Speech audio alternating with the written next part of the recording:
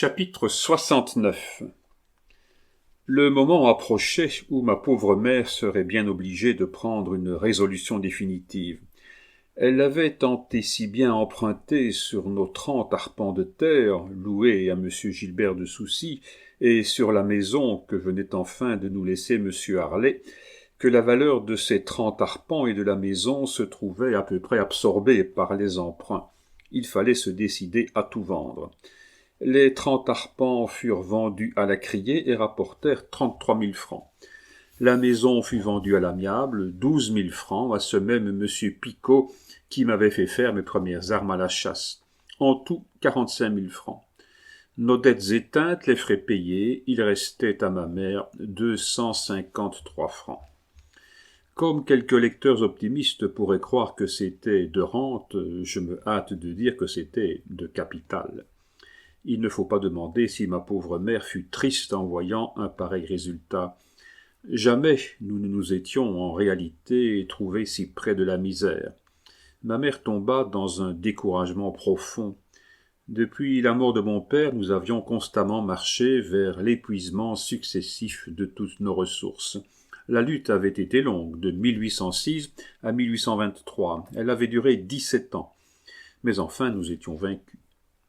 Quant à moi, je ne m'étais jamais senti si gai et si confiant. Je ne sais ce que j'ai fait de bon, soit dans ce monde, soit dans les autres mondes où j'ai vécu avant de vivre dans celui-ci, mais Dieu a pour moi des faveurs spéciales, et dans toutes les situations graves où je me suis trouvé, il est venu visiblement à mon secours. Aussi, mon Dieu, je confesse bien hautement et bien humblement votre nom en face des croyants comme en face des impies, et je n'ai pas même en faisant cela le mérite de la foi, j'ai simplement celui de la vérité. Car si vous m'étiez apparu à cette époque où je vous invoquais, ô mon Dieu, et si je vous avais demandé « Enfant, dis hardiment ce que tu veux », je n'eusse jamais osé implorer de votre bonté infinie la moitié des faveurs que vous m'avez accordées. Ma mère m'annonça donc que toutes nos dettes payées, il nous restait 253 francs. Eh bien, dis-je à ma mère, tu vas me donner les 53 francs, je partirai pour Paris, et cette fois, je te promets de ne revenir que pour t'apporter une bonne nouvelle. Fais attention, mon pauvre enfant, dit ma mère, que c'est le 5e de notre fortune que tu me demandes là. Tu te rappelles que tu me dois 60 francs. Oui, mais tu te rappelles que lorsque je t'ai dit « Avec quoi te rendrai-je ces 60 francs ?» tu m'as répondu « Cela me regarde. » Eh bien, cela me regarde en effet. Veux-tu me donner les Piranèses qui sont là-haut dans le grand carton ? Qu'est-ce que c'est que ça, les Piranèses ? Ce sont ces grandes gravures noires que mon père a rapportées d'Italie. Qu'en feras-tu ? J'en ai le placement. Ma mère haussa les épaules d'un air de doute. Fais ce que tu voudras, dit-elle. Il y avait parmi les employés du dépôt de mendicité un architecte nommé Houdet, qui avait la plus grande envie d'avoir nos Piranèses. Je les lui avais toujours refusées en lui disant qu'un jour viendrait où je les lui apporterais moi-même. Le jour était venu. Seulement, le jour était venu, un mauvais jour. Houdet n'avait pas d'argent. C'était concevable. Houdet, comme architecte au château, avait 100 francs par mois. Il est vrai que je n'étais pas bien exigeant pour mes Piranèses qui valaient bien 500 ou 600 francs. Je ne demandais que 50 francs. Houdet offrait de me payer ces 50 francs en 3 mois. En 3 mois. J'avais bien le temps d'attendre 3 mois. Je sortis de chez Houdet désespéré. En sortant de chez Houdet, je rencontrai un autre de mes amis nommé Gondon. C'était un de mes amis de chasse surtout. Il avait une propriété à 3 lieues de Villers-Cotterêts, à Queuvre, pays de la belle Gabrielle, et bien souvent nous avions passé là des semaines entières à chasser le jour et à braconner la nuit. Chez lui, un soir, j'avais failli mourir de la plus ridicule façon de la terre. C'était la veille d'une ouverture. Nous étions partis de Villers-Cotterêts, 5 ou 6 chasseurs, et nous étions venus nous établir chez Gondon, afin d'être apportés de nous mettre en chasse au point du jour. Or, comme il n'y avait ni assez de chambres, ni assez de lits pour tout le monde, on avait transformé le salon en un dortoir, aux 4 angles duquel on avait établi 4 lits à l'aide de 4 matelas. Les chandelles éteintes, la fantaisie prit à mes 3 compagnons de se battre à coups de traversin. Comme je ne sais pourquoi cette fantaisie ne me tenait pas comme les autres, je déclarai vouloir rester neutre. Il en résulta qu'après un quart d'heure de combat entre les Autrichiens, les Russes et les Prussiens, Autrichiens, Russes et Prussiens se firent alliés et se réunirent pour tomber sur moi qui représentais la France. En conséquence, on se rua vers mon lit et l'on se mit à me frapper avec les susdits traversins, comme avec des fléaux les batteurs en grange battent une gerbe. Je tirai mon drap par-dessus ma tête et j'attendis patiemment que l'orage fût passé, ce qui ne pouvait tarder à la façon dont il frappait. En effet, l'orage se calma. Un des batteurs se retira, puis un autre, mais le troisième, qui était mon cousin Félix de Violaine, soutenu sans doute par le sentiment de la parenté, continua de frapper malgré la retraite des autres. Tout à coup, il s'arrêta et je l'entendis regagner silencieusement son lit. On eût dit qu'il venait de lui arriver quelque catastrophe dont il voulait dérober la connaissance à la société. En effet, l'extrémité de son traversin, opposée à celle qu'il tenait entre les mains, venait de crever par la violence du coup et toute la plume s'était échappée. Cette plume faisait montagne juste à l'endroit où le traversin qui protégeait ma tête faisait solution de continuité avec le traversin. J'ignorais complètement l'événement. Ne sentant plus frapper, ayant entendu mon dernier adversaire regagner son lit, je sortis doucement la tête, et comme depuis 10 minutes j'étouffais peu ou prou, selon que je serrais ou desserrais le drap, je respirais à plein poumon. J'avalais gros comme le bras de Plume. La suffocation fut instantanée, presque complète. Je poussai un cri inarticulé, et me sentant étranglé, littéralement, je commençai à me rouler dans la chambre. Mes compagnons crurent d'abord qu'à mon tour j'étais pris d'une fantaisie chorégraphique, comme ils avaient été pris d'une fantaisie guerrière, mais ils entendirent enfin que les sons strangulés que je rendais portaient avec eux l'expression d'une vive douleur. Gondon fut convaincu, le premier, qu'il se passait quelque chose de très sérieux entre moi et un accident inconnu avec lequel j'étais aux prises. Félix, qui eût pu seul donner l'explication de mes culbutes et de mes sifflements, se tenait coi et faisait semblant de dormir. Gondon s'élança dans la cuisine, revint avec une chandelle et éclaira la scène. Je devais être d'un aspect fort grotesque, car, je dois le dire, l'éclat de rire fut universel. En effet, si goulûment que j'eusse procédé, je n'avais pas avalé toute la plume et tout le duvet. Une partie s'était attachée à mes cheveux crépus et me donnait un faux air de ressemblance avec Polichinelle. Ce faux air devenait un air véritable par le degré de rougeur auquel la strangulation que je subissais avait fait monter mon visage. On jugea qu'il était urgent de me donner de l'eau. Un de nos compagnons, nommé Labarre, courut en chemise à la pompe et en tira un pot qu'il m'apporta en riant. Cette hilarité, au moment où mes tortures arrivaient à leur paroxysme, m'exaspéra.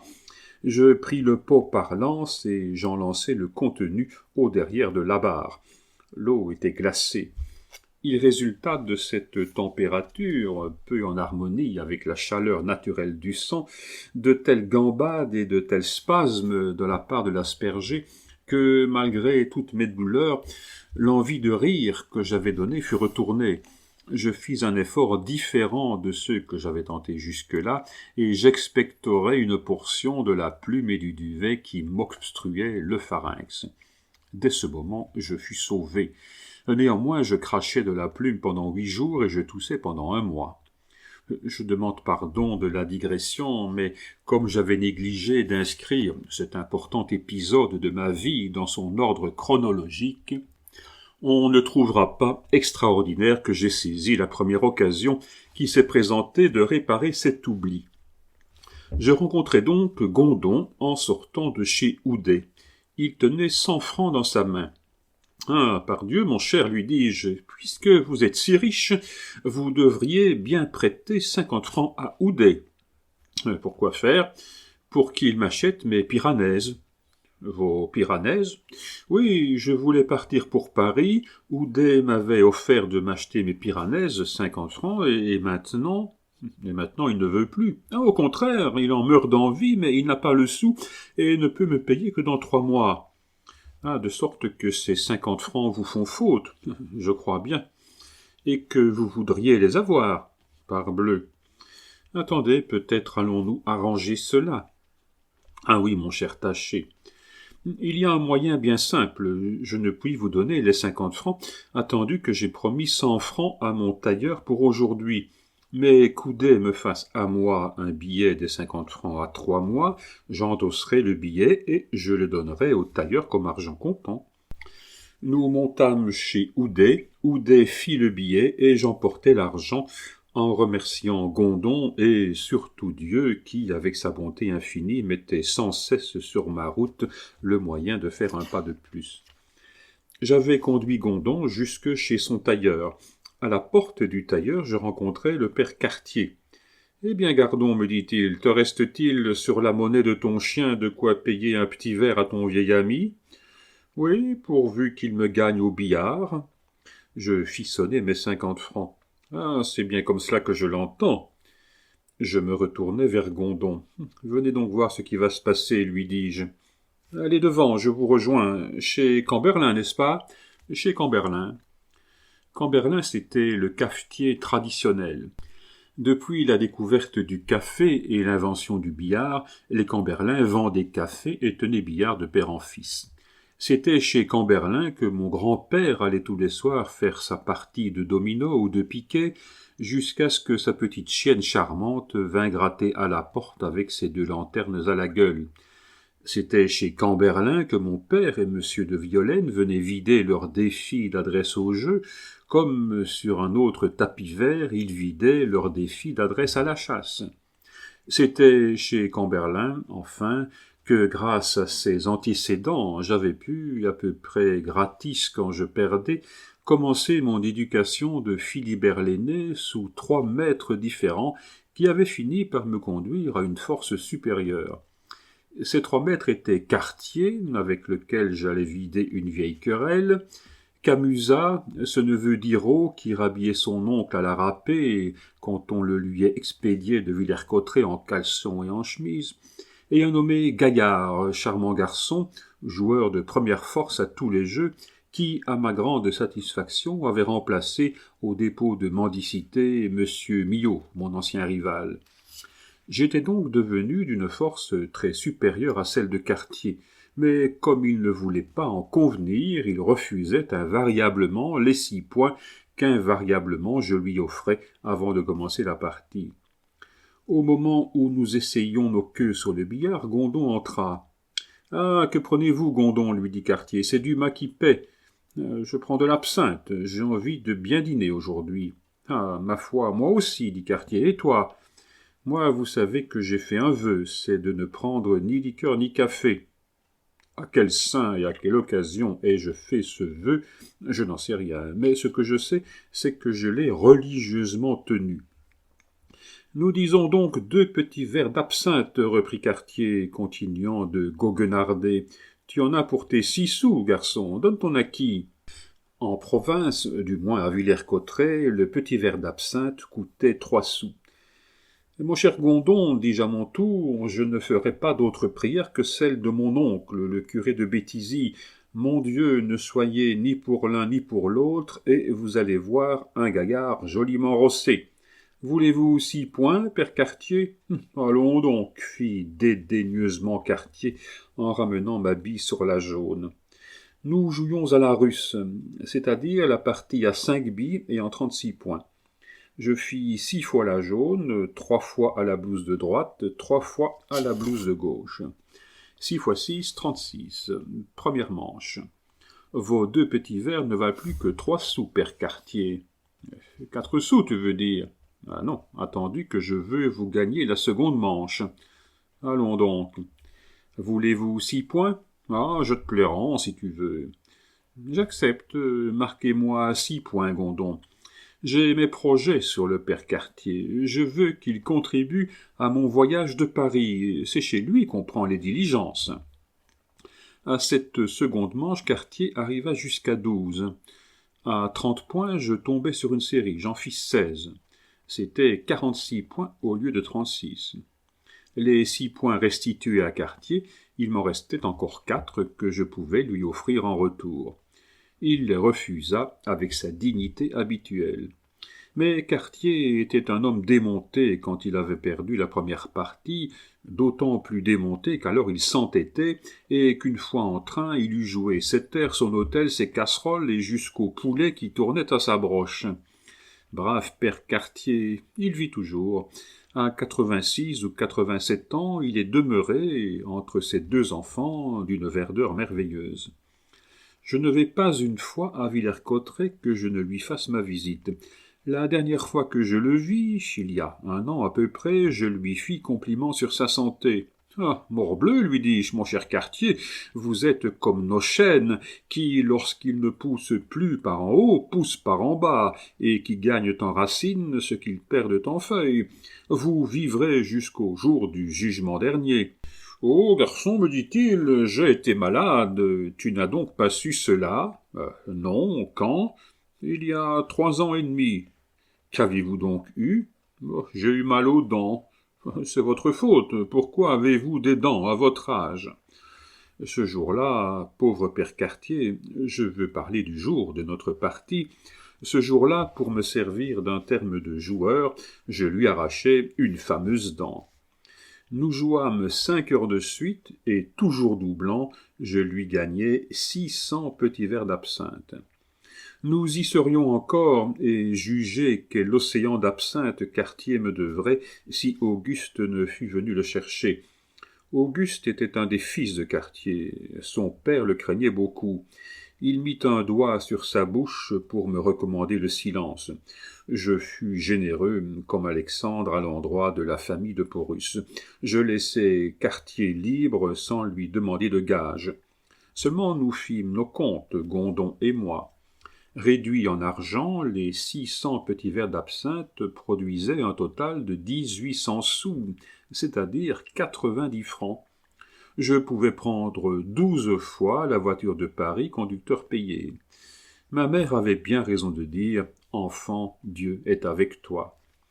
Ma mère était fort inquiète quand je rentrais. Elle savait de quelle folie j'étais capable quand je m'étais chaussé une idée dans la tête. Ce fut donc avec une certaine inquiétude qu'elle me demanda d'où je venais. D'ordinaire, quand je venais de chez Camberlin, je faisais une certaine façon avant de le lui avouer.